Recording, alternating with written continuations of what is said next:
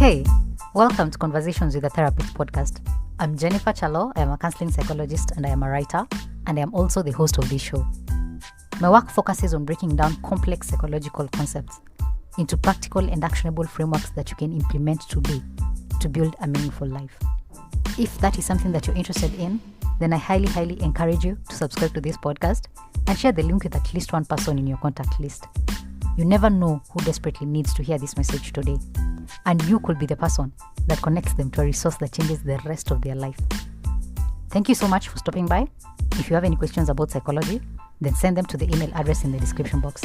With that said, let's jump right into today's episode. Welcome to episode 4 of the suicide series. Today we are talking about creating a suicide safety plan. This is one of the most important steps when it comes to suicide prevention.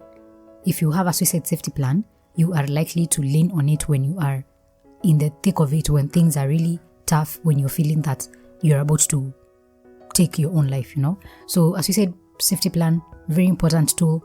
And in the description, I will link a template that you can check out to see what a suicide safety plan ordinarily looks like and to see how you can make use of it using the steps that I will outline, which is a 7-step thing basically. This is supposed to take you a very short time. Ideally, you're supposed to do this with a therapist or a professional who can help you walk through the steps of filling the suicide safety plan. But if you don't have access to a therapist right now to help you fill the suicide safety plan, it's okay for you to do it by yourself or to do it with a friend. The best time to create a suicide safety plan is when you start noticing that you are having suicidal thoughts, especially that stage where you're having passive suicidal thoughts.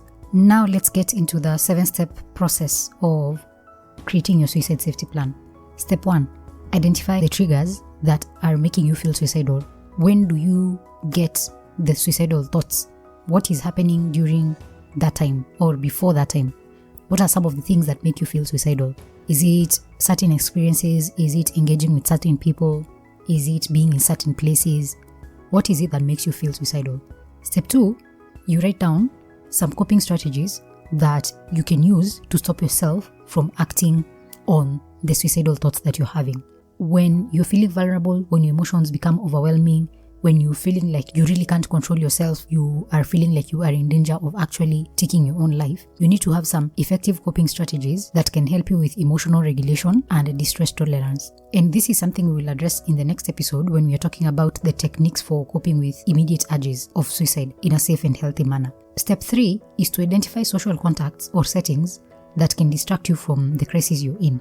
So this can be places or people that make you feel good, places that make you feel more positive, things that distract you, people that you can talk to, people you know are emotionally available and willing to listen to you. Find people and places that are able to help you deal with the emotions you're going through at that moment so that you don't act on them. At the same time, identify some of the behaviors that you know you have to avoid so that you don't take your own life. Behaviors such as substance use, conflict, isolation, those are things that you know very well will not do you any good if you engage in them when you are having suicidal thoughts. In step 4, go ahead and list at least 3 people who you know can be supportive of you when you're having intense suicidal thoughts and ideations in the moment. These people can be family friends, they can be colleagues at work, it can be anybody who you know is usually very supportive of you. Somebody who you know you can call when you're in that crisis. Write their names down, make sure that you list a way that is easiest to get in touch with them. As we have said severally, isolation does not help when you are having suicidal thoughts. Step 5 is to add emergency contacts and contacts to professionals. Maybe if you have a therapist, put their number there.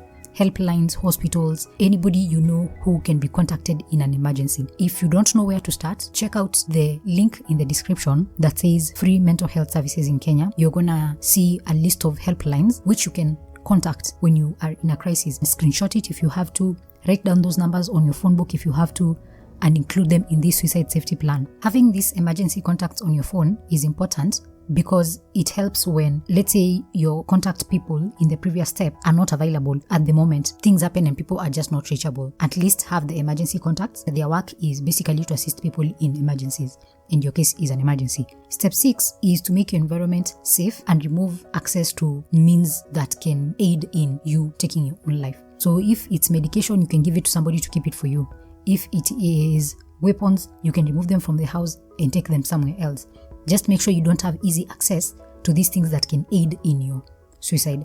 In step 7, create your list of reasons for living. These are things that are most important to you, things that are worth living for, things that you want to experience, things that you want to have in your life. It could be anything. Everybody has a different list of reasons for living. If you don't know where to start, again, there's an article that I have linked in the description that is a running list of reasons for living. Check it out and use it as inspiration to help you create your own list of reasons for living. So go ahead and start creating your list of reasons for living. It is an important thing to have, especially when you know you have been struggling with suicidal thoughts. That's the 7-step process of creating a suicide safety plan. I want you to have a look at the template that I have attached in the description box. Get a good idea of what it looks like in action and go ahead and create it. If a friend or a family member is having suicidal thoughts, help them create their own suicide safety plan. You can share this suicide safety plan with a close friend or family member, especially those people that you have listed in step 4, so that when you call them, when you're in a crisis, they know how to walk you through that suicide safety plan. Because sometimes you're not in a position to actually go through your suicide safety plan because you are feeling all these emotions and you are unable to control yourself. If you call this person, they have your suicide safety plan, it's easier for them to walk you through it. They can remind you your reasons for living. They can remind you emergency contacts that you can get in touch with. If they have your suicide safety plan, they will remind you about your coping strategies. They will remind you about some emotional regulation techniques that you can use. It helps a lot when somebody else has it. So share it with a close person to you. That is how to create a suicide safety plan.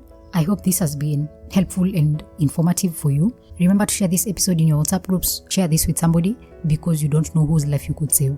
Thank you for coming through. Take care of yourself and take care of your mental health.